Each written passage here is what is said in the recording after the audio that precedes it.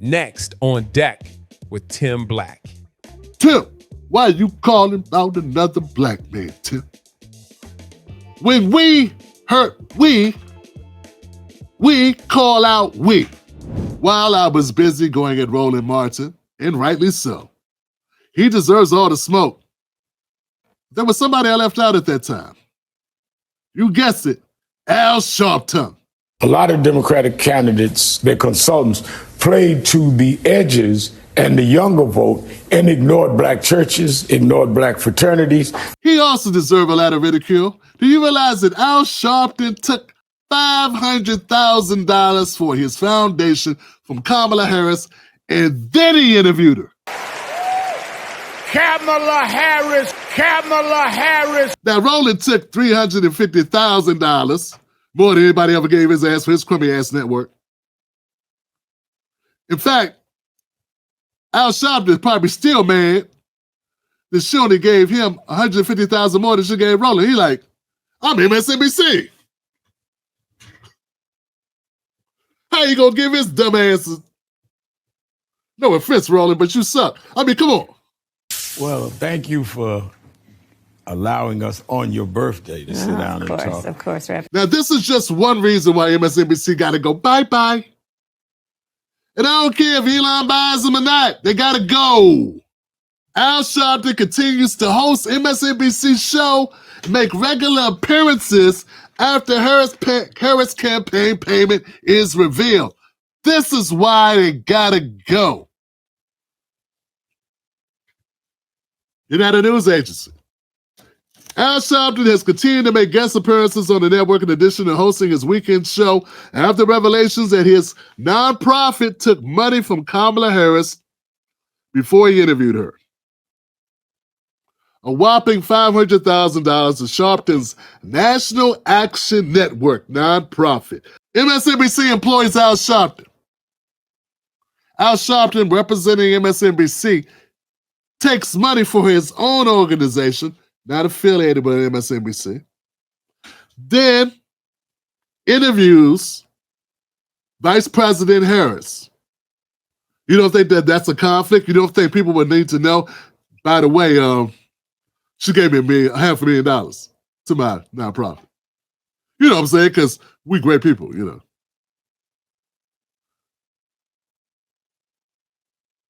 You don't think that the viewers needed to know that? And you don't think there shouldn't be any repercussions for that? None? Nothing's supposed to happen with this obvious conflict of interest? I mean, this is as glaring as it gets. As glaring, obvious. This is unethical. It may even be illegal. This is as close to payola as possible.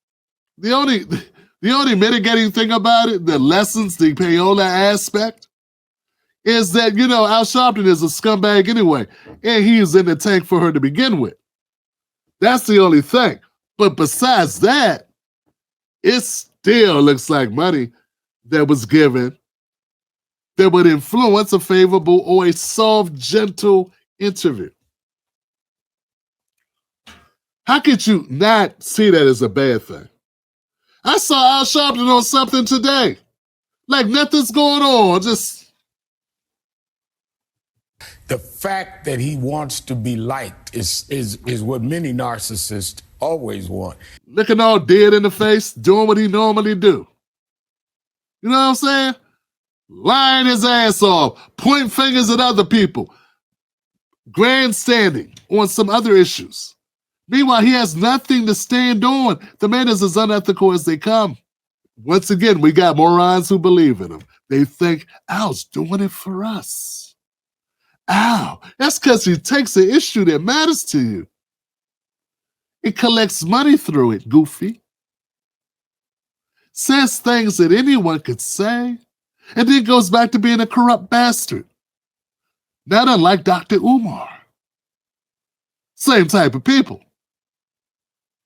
A lot of people do this. In my opinion, Sharpton was an open supporter, obvious supporter of Kamala Harris. He made no doubt about that in anybody's mind. That made it bad enough that he's going to interview her. But then he took money too. And I want to let anybody know who's wondering, like, Tim, why are you trying to take money out Al's pocket? Tim, why are you calling out another black man, Tim? When we hurt we call out we. Okay? Al Sharpton ain't hurting white people with the dumb shit he does. He ain't corralling white people. White people don't listen to Al. I mean, maybe that one guy, the guy Jesse, whatever is the Dolomite or whatever his name is. Maybe him and that fat guy that always talking about race all the time, and Tim Wise, these guys. Okay, but most white people don't listen to him. So who is he lying to? Black people. So who should call him out? Black people. Stop looking at him and saying, well, Tim, you shouldn't do it because he's black. Well, if I don't call him out, who will? Sure as hell ain't going to be the white guys. Sure ain't going to be Jack Huger and David Packman and Sam Sausagehead, Cedar. These people are not going to call him out.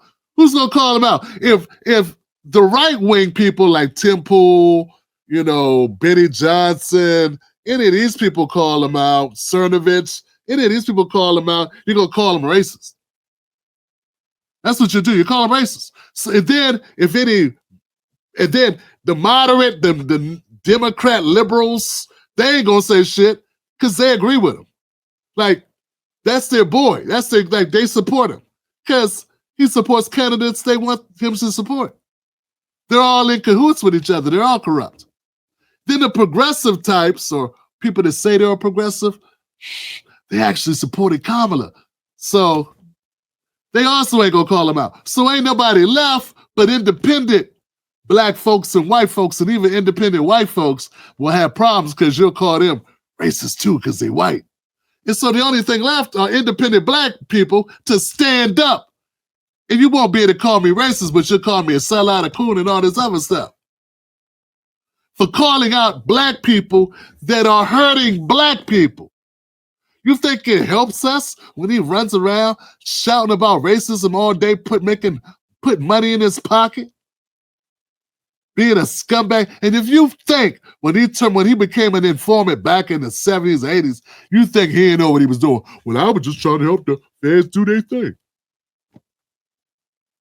So we ain't talking about a stand-up individual to begin with. When I found that out about him, I'm like, yeah. But that ain't the bottom line. The bottom line is this. I call out who I want. Don't like it, watch another show. Recognize it ain't, it's like Cat said, man. Cat Williams, get Cat Williams a show. I don't know if he got time to do it, but give him a show. I know he's building his own, enterprise, his own movie set, his own movie kingdom, I think. Doing his thing. So he wouldn't do it. But he said it best. He said, it's not white versus white. It's not white versus black. It's good versus evil. And that's any color, man. This ain't about colors. It's about good versus evil. And that's what I'm talking about. What Al Sharpton did here was evil. What Roland Martin did was evil. And I'm staying on them. I'm staying on their necks, man. And I'm calling out these people. It's the day. Look, we're at a point right now where we can break through. They're going to do their best to silence people like me. Right now, this is an opportunity. So I got to put everything into this. You don't know it, but I'm fighting for you. As you criticize me for criticizing people that have been on the take. He been on the take 30 years, man. Has your life gotten better under this guy? He's been a leader in the community for 30 years. Have our lives gotten better? Has the racial wealth gap closed? No, Tim, to your point, the racial wealth gap in the United States has not closed. In fact, it's significantly grown over the last 30 years, with the disparity between white and black households consistently widening, meaning white families hold substantially more wealth compared to black families. This trend is evident in data from the Survey of Consumer Finances across several decades. What's gone down for us that was bad and what's gone up that was good? What has happened under these people? How have they benefited us? Then why we can't let them go? Why we can't let them get out? Kamala Harris is more of the same. of what we don't need. And this guy was willing to take her money and boost her and give her that soft ass interview. He got a complete staff. He ain't like Tim Black. I interview people, it's just me, goofy. He got a whole team of people and all the resources of MSNBC behind him. He couldn't ask better questions than a third grader. Really? You don't think that was intentional? During the interview, Sharpton wished Harris a happy birthday and likened her to revered Democrat Shirley Chisholm. Arrest my case. He's a kiss ass. He kissed the ass during the entire thing. We got to be willing to call out those who are hurting us. Al Sharpton is one of those people. Him and Roland Martin are two people that keep black people on the Democratic plantation, and it does not help us. It helps them. Time to change up. It's a new day.